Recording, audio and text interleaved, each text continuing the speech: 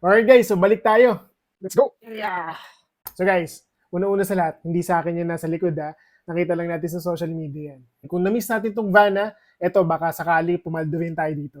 So guys, kung familiar na kayo sa Midas, sabi niya dito guys, this platform focuses on tokenizing real-world assets. So meaning to say guys, yung mga assets natin like real estate, lupa, etc. etc. Ito ang pinaka-focus na itong application na to. So napakagandang projects yan.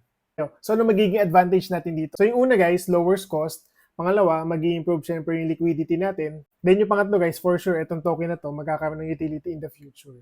So guys, yun muna tayo ha. So alam nyo na, punta kayo ng bayan natin, i-click nyo na yung link sa taas. Guys, gusto ko lang magpasalamat sa inyo dahil napakadami natin natatanggap na blessings. So soon, mamimigay tayo uli. Antayin nyo lang yung mga announcement natin ha. So hindi ko kayo nakakalimutan, even yung mga lumalapit sa atin, hindi lang natin agad masagot lahat kasi dumadami na kayo. Pero I make sure guys na nakakapaglaan ako ng time para sa inyo. So salamat ulit sa suporta nyo.